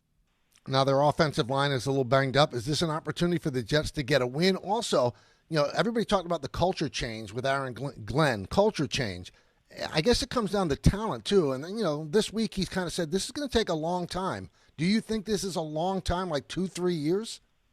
I don't think it's like that. I think, you know, a long time, do they probably want to get some pieces in there that maybe fit them a little bit more? I think they got the offensive line that big, can be overpowering, do that. You know, the defense was built in that Seattle scheme where it was all about speed, right? Shoot the gaps, do all that with Robert Saleh. I would think Aaron Glenn wants something more like Detroit, more rooted in Bill Parcells and Dan Campbell, Sean Payton type of thoughts where they want big people up front. And I'm sure they would like to make that adjustment there. But I'm still been a little disappointed with what the defenses look like. There's still a ton of talent there. I mean, there's some good D linemen. Let's not forget about that. Linebackers are pretty solid too, and we know the secondary's got some talent. Disappointing on the defensive side of the ball, and then, you know, on the offensive side of the ball, I think it was just shocking last week too. The way Justin Fields played. He looked so good week one, and he hit the throws he was supposed to hit. But then last week, it was a total regression of missing throws that you should definitely make as an NFL starting quarterback, missing reads, and, of course, they just couldn't keep pace with the great Josh Allen and the Buffalo Bills. All right, Sunday Night Football on NBC is the Giants and the Chiefs. If the Chiefs lose this game, is the dynasty over? Well, I mean, I'm not going to say the dynasty's over, but there's things to be concerned with the Chiefs. They're definitely missing Xavier Worthy and Rashee Rice. There's nothing on their offense right now that scares you. There's nobody that the Giants are looking at and going, oh my gosh, if we don't stop this guy or that guy, there's no way we'll be able to beat the Chiefs. Travis Kelce is, you know, he's a solid, good tight end now, but he's not a game wrecker that way. They have nobody else at receiver that scares you the slightest. They're not a real great running team. They just run to keep you honest. You look at all the things that go on in their offense, the big plays, everything there. it's really Mahomes just making magic happen. There's not much being delivered to him, on an execution. This guy's open all the time or anything on that side of the ball. And their defense is not as dominant either. I would almost say the same thing. Chris Jones is really good, but he's not the game wrecker he was 2 or 3 years ago. And their D-line is good, but it's not great. So, yeah, they're not the same team, and I didn't expect them to be. I came into the year a little bit like this is the year it ends in the AFC West. I thought Denver would be the team that wins the AFC West. Maybe it'll be the Chargers, but I think there's some flaws on that roster right now, and I don't think they're one of the elite teams in the league as we sit here, today talking. Chris, did you see the performance that Russell Wilson had against the Cowboys coming? No, I did not. I certainly didn't. He's, as we all know, a really good deep ball thrower. I think the thing I was more amazed by, maybe more than anything, was just like, what were the Dallas Cowboys doing on defense, some of those plays? But you give Russell shots to throw the ball outside the numbers and down the field, that's where he is good. Most people, when you play Russell Wilson through the last 4 or 5 years, it's don't let him throw the deep ball. And if you make the offense have to execute the middle of the field, Russell Wilson does not like to throw in the middle of the field. That was last week. You can look at all his completions. He maybe had 2 completions over the middle of the field. Everything else was outside. And I think I was surprised by the Cowboys' approach there, but nonetheless, he took advantage of it. And those Giants receivers are better than people realize. I mean, Wandale, we know Malik Neighbors is a star, and Darius Slayton is scary with how he can run by you. That was fun to watch last week. It hurt me, though, that they lost that football game. Now, is that a bad thing that Russell Wilson had that type of week? And if he continues to play well, doesn't that just completely push off Jackson Dart? I mean, don't we want to see Jackson Dart in there at some point? I know. I've had this. It's good conversation, right? I know the Giants were thinking about going to Jackson Dart for week 2. There was conversations there.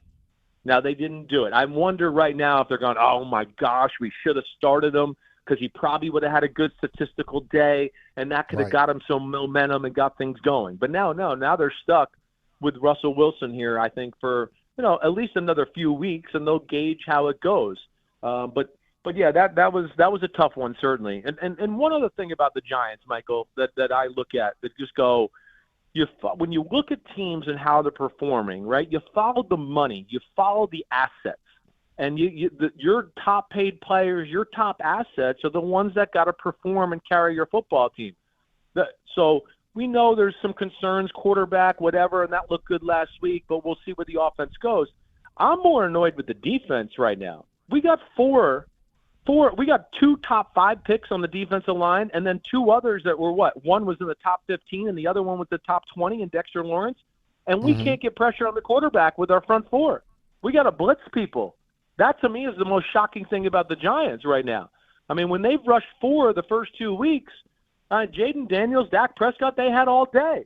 So they had to compromise themselves in an area where I'm just shocked they have to compromise themselves and blitz extra people, which leads to big holes in the back end in the pass game. And that, to me, has been maybe the most frustrating thing for me as a Giants fan. Talking with Chris Simms of NBC. You see him on Sunday Night Football. He also does college football. So I want to ask you this, Chris. Are you buying stock in Arch Manning, or are you selling? No, I'm not buying anything there right now. I got to see more. I got to see the stock market go up in that department before I'm doing it. I'm a Longhorn. I watch them closely. It's not good right now. And I don't care that it's not – I'm not a guy that just goes look at the stats and no, they're not good. It's about the eye test too, as you know. And right now it's one wobbly ball after another. It's one inaccurate throw after another. His arm is showing no pop. I think that's why people are questioning, like, what's going on? His mechanics are all messed up.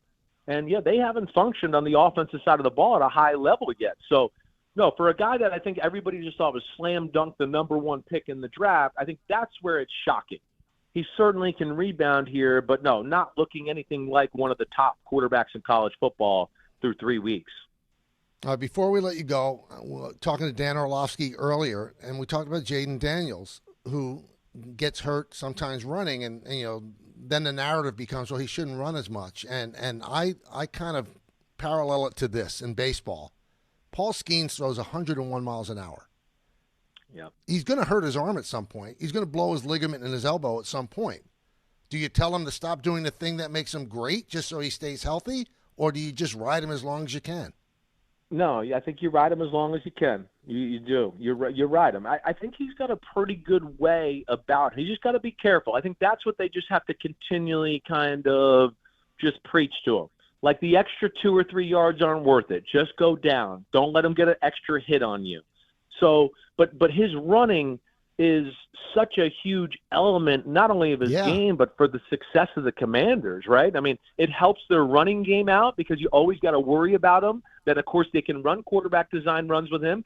And you saw week 1 against the Giants. How many times did the Giants look like they had people covered downfield? He had a little time, and then it was like, wait, nobody's open. And then he got outside the pocket, and he makes a throw on 3rd and 5 or 3rd and 6. And you go, oh, my gosh, he got 7 or 8 yards. So this is one of the things they'll just have to, live with a little bit, and hopefully he's okay and can play this weekend. But, yeah, I think he just got a little unlucky with how he got tackled, and his leg and knee got kind of a little tangled up there.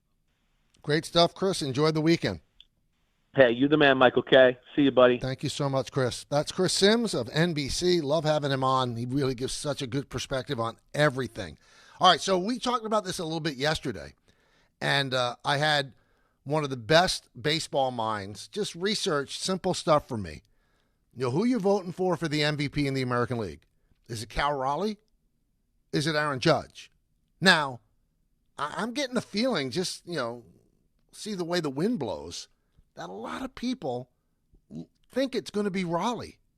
Well, I'm going to hit you with some stats in just a moment that would tell you, really? Raleigh?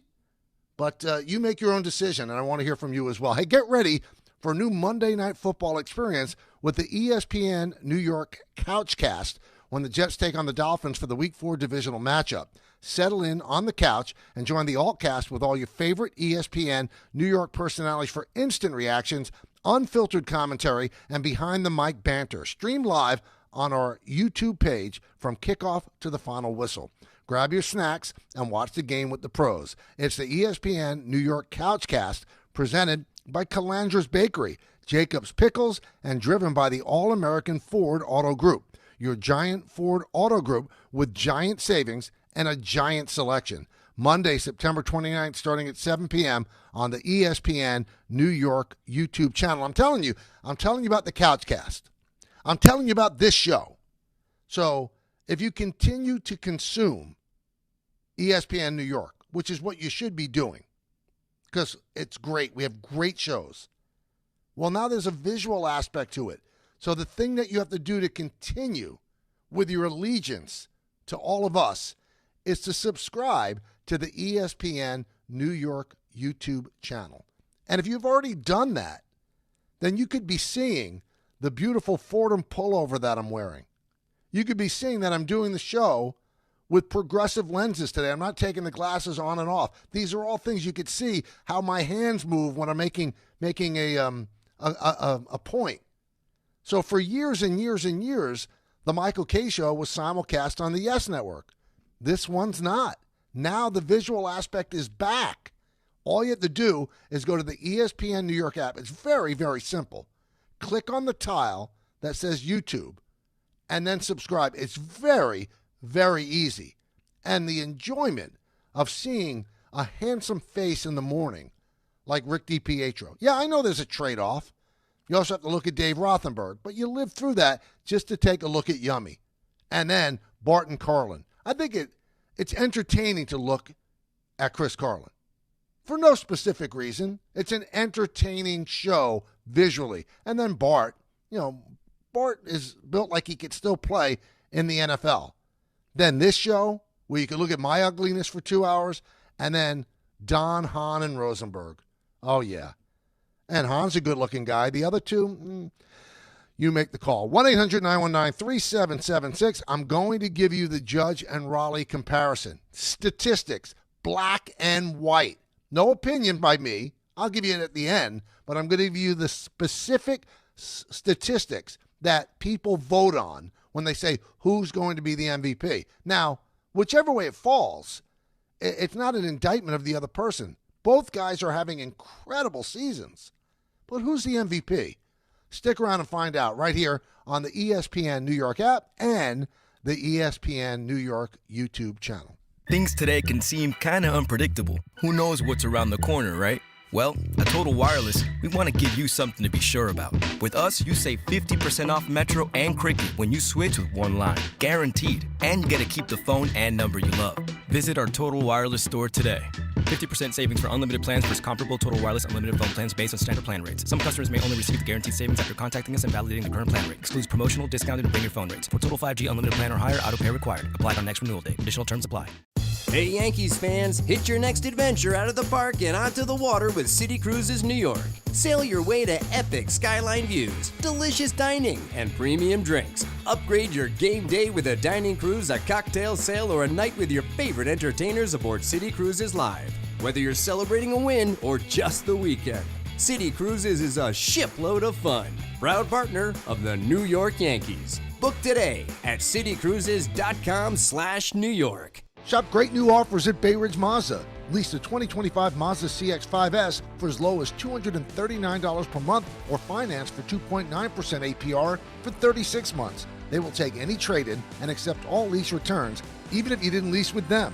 Plus, enjoy Bay Ridge Plus benefits like ding and dent coverage, key replacement, windshield protection, and roadside assistance, all included. Visit them in Brooklyn or online at BayRidgeMazda.com. Bay Ridge Mazda, where confidence comes standard. See dealer for details. This is an ad by BetterHelp. We all turn to some funny places for support, but not everyone is a therapist. Not everyone is the one. Find your right match with BetterHelp. BetterHelp does the initial matching work for you so you can focus on your therapy goals. A short questionnaire helps identify your needs and preferences, and their 10-plus years of experience and industry-leading match fulfillment rate means they typically get it right the first time. If you aren't happy with your match, switch to a different therapist at any time from their tailored recs. You can join a session with a therapist at the click of a button, helping you fit therapy into your busy life. Plus, switch therapists at any time. As the largest online therapy provider in the world, BetterHelp can provide access to mental health professionals with a diverse variety of expertise. Find the one with BetterHelp. Our listeners get 10% off their first month at betterhelp.com/timeout. That's betterhelp.com/timeout. You matter, and so does your well-being. If you're facing tough moments, struggling with anxiety, depression, thoughts of suicide, or substance use, help is here anytime you need it. Call, text, or chat 988 for free confidential support. New Jersey's 988 Suicide and Crisis Lifeline is here 24/7 for you or someone you love, with trained counselors who listen and care without judgment. You matter. Remember New Jersey's 988. A message from the New Jersey Department of Human Services. This is John D'Agostino from D'Agostino & Associates. I played sports my whole life, and my dad was my biggest fan. Because he lost his leg in a construction accident, it was sometimes tough for him to get from his car to the bleachers, but that didn't stop him. He always kept a folding chair in his trunk and would cheer from the parking lot when he had to. And over the past 35 years of building D'Agostino & Associates, I've made sure our team does whatever it takes to accommodate our clients and help them get every dollar they deserve. With my son and my daughter by my side, we're going to continue the legacy of getting justice for people just like you. The consultation is always free, so call us first at 1-800-BITE-BACK, 1-800-BITE-BACK. That's 1-800-248-3222, and ask for me, John D'Agostino. We have offices throughout New York and New Jersey, but we'll always make it easy for you to meet with one of our attorneys. Remember, I've been there, and I'll be there for you. D'Agostino Law, Bite Back. Every great team has its core players, but when the season gets tough, adding the right free agent can make all the difference. The same goes for business. At Robert Half, we found that 67% of companies surveyed plan to increase their use of contract talent to handle workload peaks and backlogged projects. With Robert Half's specialized recruiters' experience, combined with our award-winning AI, you can quickly find the skilled candidates you want. At Robert Half, we know talent. Discover how we can help at roberthalf.com/talent. Empower Jen has ordered a decadent seafood tower, king crab legs, lobster tails, and a waterfall of caviar. Pricey? You bet. But Jen worked with Empower on her savings and investment strategy and planned for splurges like these. She got good at money, so she can be a little bad. Ooh, champagne. Empower. Invest well, live a little. Start today at empower.com. Past performance is not indicative of future returns. Investing involves risk. You may lose money. Advisory services are provided for a fee by Empower Advisory Group, LLC, EAG, a registered investment advisor with the Securities and Exchange Commission. OMG, those shrimps are really jumbo. Okay, let's give you the scores of interest. You've got the Athletics leading the Red Sox 4-2. They have runners on first and third, 2 outs, top of the third, 1 run already in. So it's A's 4, Red Sox 2. Top of the fifth inning at George M. Steinbrenner Field, the Rays lead the Blue Jays 3-0. Yankees come into today 4 games in back of the Blue Jays in the American League East. The Guardians have tied the Tigers 1-1. That's top of the fifth inning in Detroit. The Guardians are absolutely on fire. They're 4 games back in the loss column from Detroit. Detroit looked like it was going to run away with the Central a month ago. And the Guardians, the deals they made, the players they traded away, the people they lost to administrative leave, like Emmanuel Clase and Luis Ortiz, and still they continue to battle. The Mets are leading the Padres by a score of 5-1. The Mets with a 4 spot in the bottom of the third inning, so they knock out Vasquez, and Peralta is on, the former Yankee Wandy Peralta. So that's Mets 5, Padres 1. That game is on 880 ESPN. Mariners lead the Royals 1-0, and the Yankees against the Orioles tonight, and that game's going to be on Fox.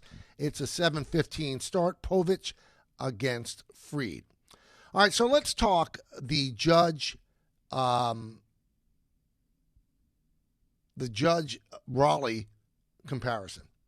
So my brain in the booth is a guy named James Smythe, and I asked him to break out these numbers for me.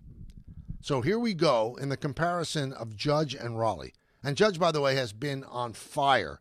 Picked up 3 more hits yesterday. All right, so Judge's batting average is .329. Raleigh's is .247.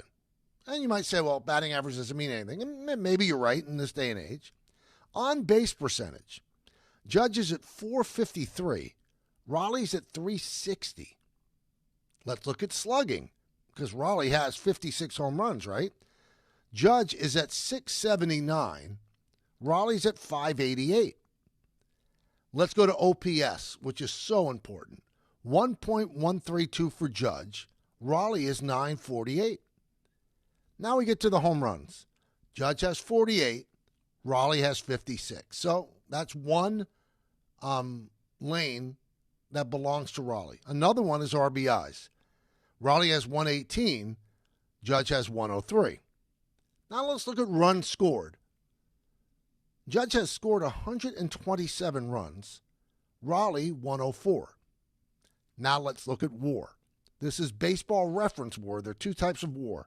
Baseball reference WAR. Judge is at 8.6. Raleigh is at 6.7. Almost a full 2 points. And then let's look at Fangraphs WAR. And Fangraphs incorporates pitch framing. So that makes it closer because Raleigh's a catcher. Judge can't frame a pitch in right field or as a DH. But Judge still leads in Fangraphs WAR 9.0 to 8.4. So Raleigh leads the American League in home runs and RBIs. Judge, though, leads the American League in average, on base percentage, slugging, OPS, runs, walks, total bases, extra base hits, and any version of the 2 WARs. So I will ask you this quite innocently, and I'm always put into a bad situation when I'm talking about a Yankee, and that's the rules of engagement. I get it. I understand it. How, when I give you all those numbers, can you say that Raleigh is going to win most valuable player over Judge? So what are you basing that on? If you're picking Raleigh, the only thing that you could be basing it on is that Raleigh's a really good catcher. But as I said before, WAR incorporates your defensive prowess. And don't look now, but Raleigh is not having the same sort of season behind the plate that he had last year.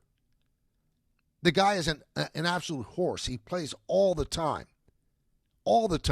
and catches way more than most catchers. So in no way, shape, or form am I denigrating Cal Raleigh. But it's kind of fascinating to me that anybody could look at the litany of stats that I just gave and said, oh, yeah, Raleigh's the MVP. Why? Based on the home runs? You know, when Judge leaves Camden Yards on Sunday, he's owned Camden Yards. He might have 53 home runs. So, really, I need somebody who says I'm going to vote for Raleigh to tell me why. And we've had John Heyman on. Not only is he a great baseball columnist, but a good friend of mine for a long time, about 40 years. And he said that WAR doesn't value Raleigh's catching prowess as much as it should. But that's our evaluator is WAR, wins above replacement. That's the only thing that we have that people really lean on. And I know that the baseball writers who make these votes or decide who's the MVP, they lean on WAR if it's close. But here's what I would ask everybody. Is it close when I give you the numbers I just gave you? I mean, OPS and slugging are so important. So you would figure that a guy with 56 home runs against a guy with 48 home runs, that the slugging would be closer, and it's not. Judge still leads in slugging and leads so much in OPS by almost 200 points. So what are you basing the vote on Raleigh on? Both teams look like they're going to make the playoffs. The only thing that I could think, and you could tell me if I'm wrong, Judge fatigue. His greatness has now become boring to you. And you want to do something different. You want to shake it up. You want to give somebody else a chance to win the MVP. We've seen it in the NBA with Jokic, who could win every single year, but I think people get Jokic fatigue. And before that, people got LeBron fatigue. I don't think that's fair. I think you pick the guy who had the best season, who led in as many categories. Remember the old NFL Today? When Jimmy the Greek would pick games, he'd have checks in boxes, and the teams that had the most checks would be the one that he would pick. Well, if we did that old-time way to make a decision, Judge has so many more check marks than Cal Raleigh. So many more. And please spare me with, Judge has been a DH for about 2 months because of the elbow. Doesn't seem like it hurts Ohtani as a DH.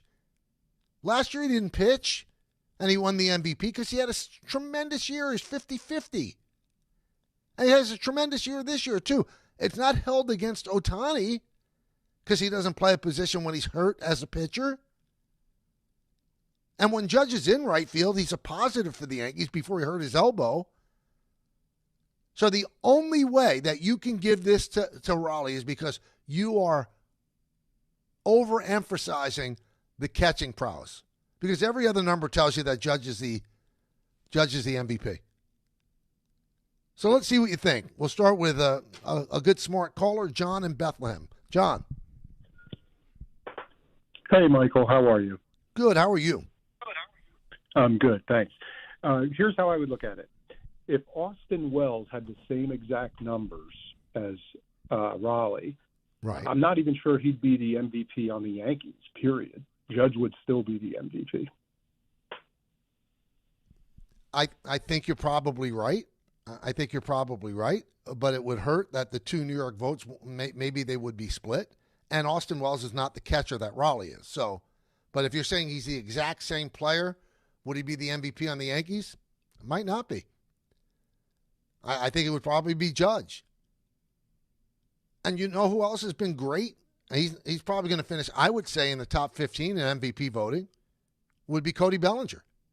He said that sort of year, and he's a previous MVP as well. But we're talking Judge and Raleigh. Let's go to Spencer in East Windsor. Spencer. Oh, my God, Michael, I'm your man. I'm giving it to Cal. Okay, tell me why. I'm interested. All right, Michael, yeah. First of all, I love Aaron Judge. I've got numerous 99 jerseys in my closet. I would love nothing more than for Judge to be in position to win 3 MVPs in a row, going into next year. And we're not talking about a lot of daylight between the two players, in my opinion. It's a judgment call. We're splitting hairs. The reason I come down on the side of Raleigh, aside from his historic season with his home runs, is because as a catcher, he does have to shepherd 5 starting pitchers and a bullpen. And he has to handle different personalities. Some guys need soft love. Some guys need a little tough love. Some guys are overconfident. Some guys don't have enough confidence. So that's why I give a lot of weight, to what he does as a catcher. I fully acknowledge the statistics that you lay out, and the statistics that you lay out, they definitely prove your case. But the MVP is also supposed to be a judgment call. It's not an award for statistical accomplishment. And I wish that the voters would use their judgment after looking at the statistics. Take a look at the player. And I think what Cal Raleigh has done for Seattle in their pursuit of a division title and their pursuit for going into the playoffs, I think it's meant a little bit more for the Mariners than what Judge has done. Again, not a lot of daylight, and I choose my words very carefully. Judge is awesome. If it weren't for Cal Raleigh, he would be automatic. But because of the season Cal Raleigh is having, that's why we're having this debate. But one thing I would push back with you on, Spencer, you say that it's close, right? The numbers, they're not close. The ones that Judge leads on, he's destroying him in batting average and on base percentage and OPS. The ones that Raleigh leads are home runs and RBIs. He's destroying him in runs, in Baseball Reference WAR. It's closer in Fangraphs WAR. Runs, walks, total bases, extra bases. It's not close. So you're putting, Spencer, everything on the catching. No, not everything on the catching. I am putting a lot of weight on the home runs. I do fall in line with John Heyman on the issue of WAR. I think that WAR is a great statistic for general managers and for agents and for players for negotiating contracts. As far as a statistic for perpetuating fan interest, it doesn't really move the needle all that much. I'm not discounting WAR, but it is not something that gets me to watch a game, gets me to go into a ballpark, or gets me to watch a player. Quite frankly, the home run is still the stat that moves the needle. I know that the home run should not be seen that way. I know that's sort of overrating it, for lack of a better term. But the home run is really what is gaining the interest in Cal Okay, Raleigh. But Spencer, then I'll answer you this. Judge destroyed Altuve in home runs, and Altuve won the MVP. Why? He destroyed him. Again, it's a judgment call. The MVP is not supposed to be just based on the statistics. I think the statistics are a good guide for helping to pick an MVP player. But at the end of the day, if we wanted to pick an MVP just based on statistics, just put numbers in, and there you have your MVP, and you don't even need to have a vote on it. But we're selecting the MVP based on a vote, meaning that there are intangibles, meaning that there are things that even after you selected the MVP, it can still be argued if we made the right choice. Yeah, but, I'm not saying that my choice it's hard. It's hard to judge it that way, Spencer, because it's so nebulous. We're not in that clubhouse. We don't know how much he means. I mean, he obviously means an unbelievable amount to that team. I get that. But if you're going to judge a major award just on a feeling, I mean, the only things that we really have to grab onto are numbers. That turns gray into black and white. When you're giving me his impact on Seattle and what he means to the team, that's nothing but gray. There's no definitive yes or no. So if it's this close and everybody thinks it's close, and I agree with what you said with WAR. WAR doesn't make anybody come to the ballpark. Hey, listen, I've been around this game for 40 years. If you told me, Michael, figure out the WAR of this, I don't know. I have no idea how to figure it out. Just like I don't know how to figure out quarterback rating. But it's a significant statistic for those that are in charge. So it has to be one of the tiebreakers. Wins above replacement. That's what it means. So how much is Judge worth above the average player? That's what WAR means. And how much is Cal Raleigh worth above the average player? So that means that Judge, according to Baseball Reference, gives you close to 9 more wins than the average player. And Raleigh gives you 6.7. Now, in Fangraphs WAR, Judge gives you exactly 9 more wins than the average player, and Raleigh 8.4, so that's closer. But you can't just discount it. We're not asking what brings people into the ballpark. It's not most popular player. It's the most valuable player. And it's also nebulously defined because most people, so it's the best player. So go back and look. We'll take a break here, but go back and look when Andre Dawson won the MVP. And look at the players that were behind him that year that didn't win.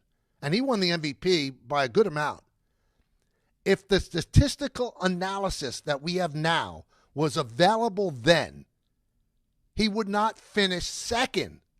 He'd probably finish a distant third because people got involved with the home runs and the RBIs. And, he was on a bad Cubs team too. I think that the voting is much more sophisticated than it used to be. Again, just look back at when Dawson won the MVP and the guys that were behind him. He would not win the MVP in 2025. ESPN New York is now live like never before, streaming on YouTube.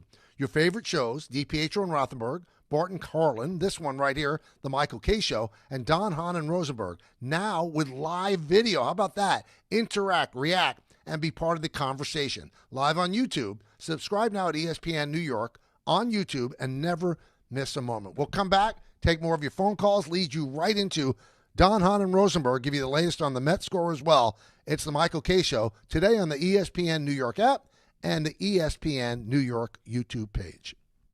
Getting the right mattress helps you sleep at night. Getting the right price helps you sleep even better. At PC Richard & Son, we don't just sell you a mattress. Our experts use a 4-step fitting process to make sure your new bed fits you perfectly. It's kind of our thing. The right fit, the right price, plus fast and free delivery. Only at PC Richard & Son. Family owned and operated for 115 years. Free delivery on mattresses $199 and up, excludes Manhattan. Every NFL Thursday is your chance to hit the jackpot on FanDuel. Because with FanDuel's Thursday Touchdown Jackpot, you can win a share of $2 million in bonus bets each week.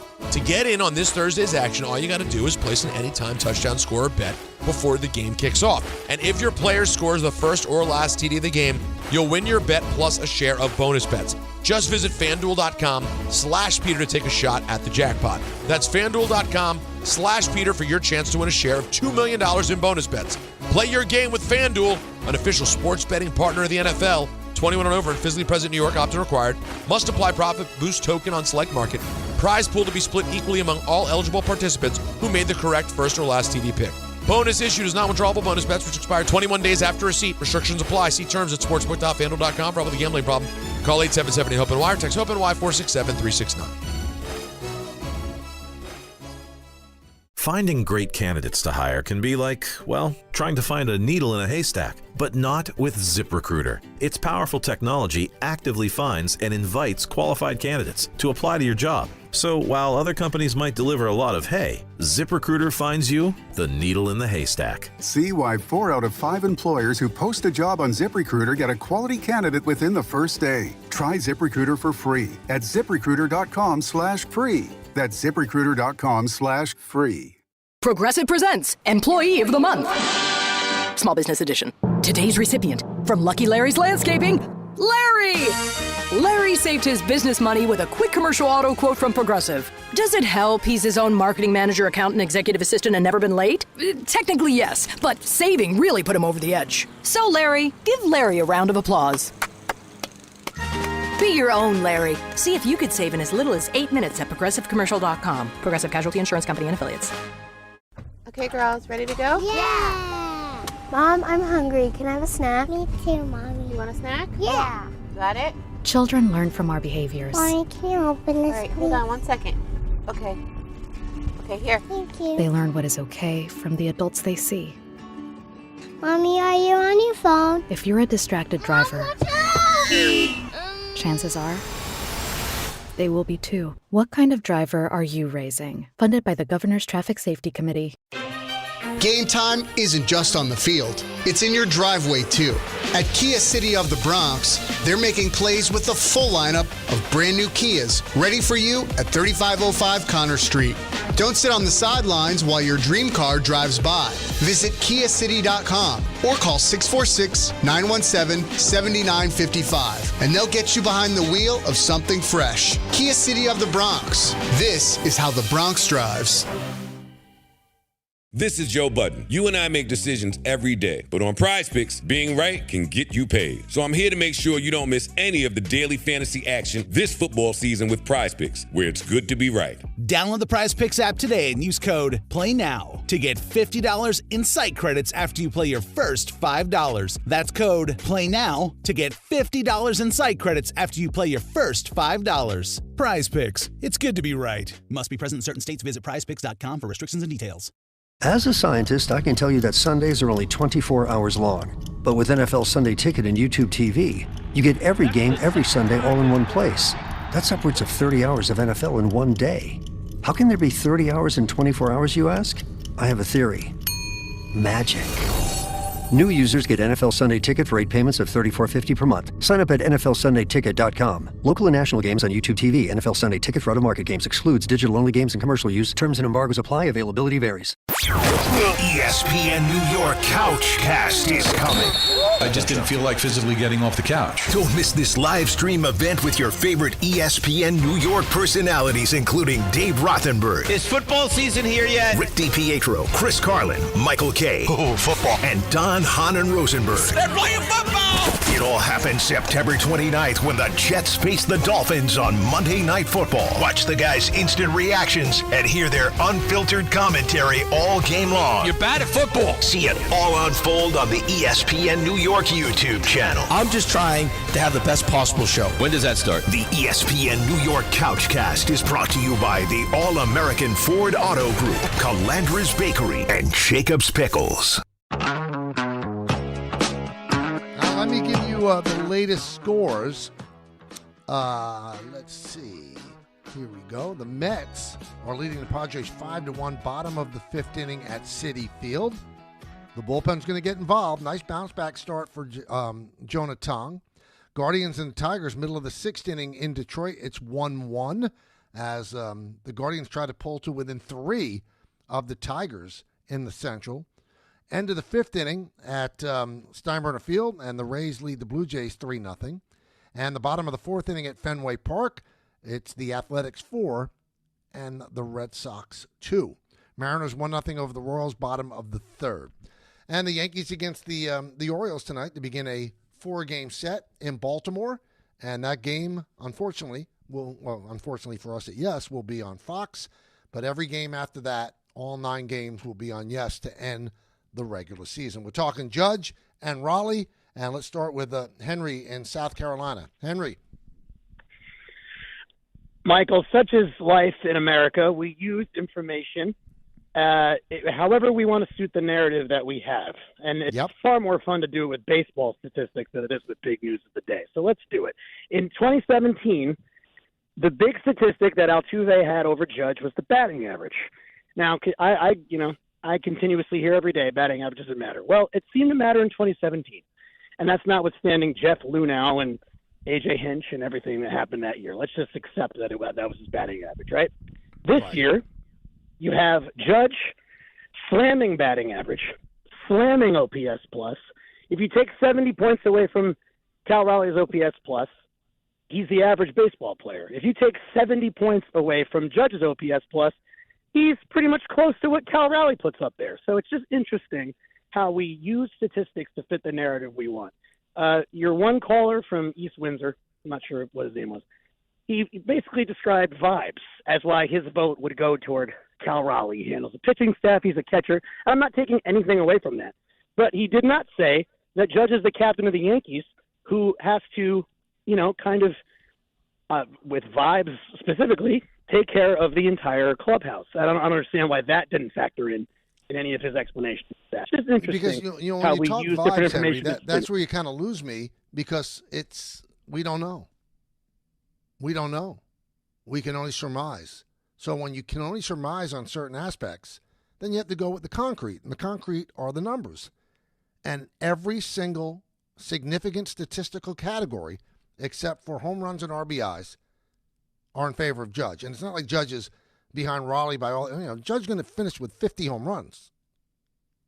So it's not like, he had 25 home runs and Raleigh had 56. Now, Raleigh might be catapulted into the lead if, in fact, he breaks the home run record, because I think that will get people's attention.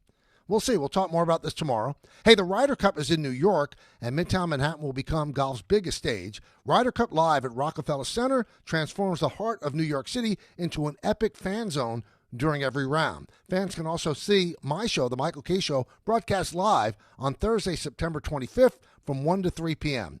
Don't miss The Michael K. Show at Ryder Cup Live in Rockefeller Center. It's brought to you by Michelob Ultra. No matter what you're playing for, make it superior with Michelob Ultra. 2.6 carbs, 95 calories, a superior taste worth playing for. The official beer sponsor of the Ryder Cup. It's been a great show.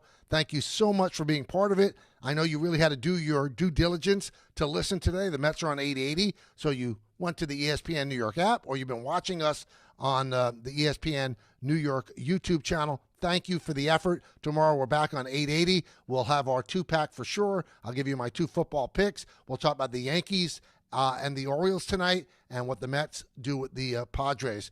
Right now they're leading 5-1. So sit back and enjoy Don, Hahn, and Rosenberg coming up in just a moment. And in the words of Billy Joel, life is a series of hellos and goodbyes.